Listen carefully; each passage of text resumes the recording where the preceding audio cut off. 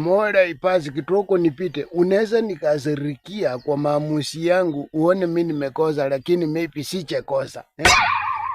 Juzi hii kwenye hafla za barabarani matransporters nilibahatika kupata magastoma unapata magastoma kwa barabara walikuwa wamesimama wawili. Mimi naona mmoja wameshikana, nasema vijana wa siku hizi wanashikananga hivi ni ile kupendana, upendo ya saisi kama ile ya kitambo, mtu ameshikana na ndugu yake. Sikujua kunaenda acha, kaniambia bro niweke hapo mbele mudown. Mimi nikasema ni sawa, ni pesa ngapi? Nikawaambia 500. Ilikuwa kadisa ndi kitoko. Twende wakupakeni, hata nitakuongezea extra. Mimi nikasema wacha twende. Kumbe sikujua when the deal is too good think what? Think twice. Hiyo hata sikukumbuka. Mimi nikawaegelea. Kuna mmoja akaambiwa kalia, naona anamwambia we kwanza kalia hapa, no kalia hapa. Sikuelewa kunaenda aje. Mimi tukaenda. Tuko kwa parapara ndi. Mwana pota najua hapa 500 simeiva hapa, nimeambiwa naweza ongezewa, hata napika hesabu ya tao.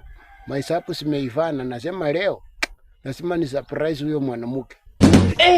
Najua katili kameivana. Nakwambia tukienda hivi tuko kwa parapara hivi. Nilisikia ngumi ndi. Kwa mkongo huku ngumi tuko masikio ndi, nikasikia inalia ndi. Kitoko hivi tuko chini. Niliruhusu control. Mimi kuamka pia mimi nilimlimama, nilimuchimba ngumi 3 4 5 hivi kwa. Sasa ndugu yake anasema no. Hayuko sawa. Nauliza yuko sawa aje? Ati jamaa yuko sawa. Akili haiko sawa. Ni nini? Ati amefuta pangi mingi. Lakini situngeelezana mapema bwana. Unaniambia hapana. Mwenye tunapepa hapa kuko kuko hivi. Sasa amenilima ngumi mimi nyamaze bwana. Mimi hata nilikuwa tu right bwana. Hata mimi nilimchimba tu mangumi tu, nilikuwa na defend. Sikuwa na makosa. Sasa mtu anasema ati nimepika ndugu yake na ndugu yake yuko sawa. Bwana tuambiane tu mapema kabla ya biashara kwa muongeange biashara na hivi.